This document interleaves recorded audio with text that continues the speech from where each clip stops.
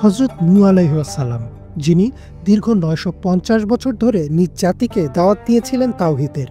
তবুও আল্লাহর পথে আসেনি তারা। এরপর এক মহাপ্লাবন। ইসলামের দৃষ্টিতে নূহ আলাইহিস সালাম ছিলেন পৃথিবীতে পাঠানো প্রথম রাসূল এবং তার কওমের প্রতি প্রেরিত নবীদের মধ্যে অন্যতম প্রধান ব্যক্তি। কুরআন ও হাদিসে তার জীবন, দাওয়াত, ধৈর্য এবং তার জাতির উপর আল্লাহর শাস্তি সম্পর্কে বিস্তারিত বর্ণনা রয়েছে। এমনকি মহান আল্লাহ পবিত্র কোরআনে নূহ আলাইহিস সালামের নামে সম্পূর্ণ একটি সূরা নাজিল করেন।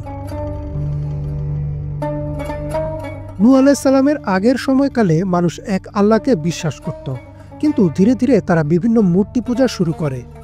পবিত্র কোরআনের ৭১ নম্বর সূরা নূহের বর্ণনা অনুসারে তারা ওয়াদ, সুয়া, ইয়াগুস, ইয়াউক এবং নাসের নামের কিছু দেবদেবীর উপাসনা করত।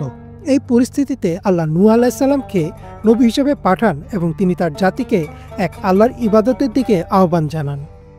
তিনি দীর্ঘ ৯৫০ বছর তার জাতির মাঝে দাওয়াত দিয়েছিলেন।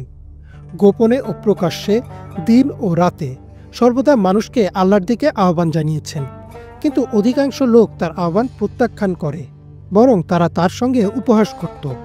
এ সম্পর্কে আল্লাহ কোরআনে বলেন, আমি বললাম, তোমরা তোমাদের রবের কাছে ক্ষমা চাও, নিশ্চয়ই তিনি ক্ষমাশীল। তিনি তোমাদের জন্য প্রচুর বৃষ্টি বর্ষণ করবেন। তিনি তোমাদের ধন, সম্পদ ও সন্তান সন্ততি দ্বারা সমৃদ্ধ করবেন এবং তোমাদের জন্য উদ্যান ও নদী প্রবাহিত করবেন। কিন্তু নূহ আলাইহিস সালামের জাতির নেতারা তাকে মিথ্যাবাদী আখ্যা দেয় এবং বলে, তুমি তো আমাদের মতোই একজন মানুষ। নূহ আলাইহিস সালাম যখন অনুভব করলেন যে তার জাতির অধিকাংশই অবিশ্বাসী এবং তারা কখনো সৎপথে ফিরে আসবে না, তখন তিনি আল্লাহর কাছে প্রার্থনা করলেন, হে আমার প্রতিপালক, তুমি পৃথিবীতে কোনো অবিশ্বাসীকে বেঁচে থাকতে দিও না।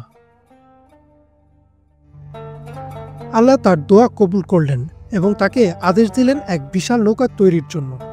তিনি নৌকা তৈরি করলেন, কিন্তু মরুভূমির মধ্যে নৌকা দেখে তার সম্প্রদায় ঠাট্টা ও বিদ্রূপ করা আরও বাড়িয়ে দিল। আল্লাহ তাকে হুকুম দিলেন, যখন তিনি দেখবেন বাসার চুলা থেকেও পানি উঠছে, তখন যেন তিনি সব মুমিনদের এবং প্রতিটি প্রাণীর একজোড়া করে নিয়ে নৌকায় উঠে যান। নির্ধারিত সময় বৃষ্টি শুরু হলো আর পানি বাড়তে থাকলো। নির্দেশনা অনুযায়ী নূহ আলাইহিস সালাম নৌকায় উঠে নৌকা ভাসিয়ে দিলেন। নূহ আলাইহিস সালামের নিজের ছেলেও ছিল অবিশ্বাসীদের সঙ্গে। নূহ আলাইহিস সালাম তাকে নৌকায় ওঠার জন্য ডাকলেন, কিন্তু সে বলল, আমি এক পাহাড়ে আশ্রয় নেব যা আমাকে রক্ষা করবে। কিন্তু আল্লাহর আযাব থেকে তাকে কিছুই রক্ষা করতে পারেনি এবং সে সহ অন্যান্য অবিশ্বাসীরা পানিতে নিমজ্জিত হয়। ৪০ দিন স্থায়ী হয়েছিল সে মহাপ্লাবন। পৃথিবীর অধিকাংশ অঞ্চল পানিতে নিমজ্জিত হয়েছিল সে সময়। এমনকি বর্তমান সময়ে পৃথিবীর বিভিন্ন দেশে ঠিক একই রকম প্রাচীন এক মহাপ্লাবনের কাহিনী প্রচলিত আছে।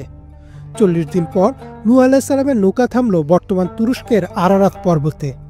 আর এরপর নতুনভাবে শুরু হলো মানবজাতির পথ চলা। বেশ কিছু বছর আগে আরারাত পর্বতে বিশাল নৌকা সদৃশ এক বস্তু পাওয়া গেছে। অনেকেই ধারণা করছেন এটি নূহ আলাইহিস সালামের সেই নৌকা, যদিও এ নিয়ে গবেষণা এখনও চলমান। নূহ আলাইহিস সালামের জীবন আমাদের জন্য অসংখ্য শিক্ষা বহন করে।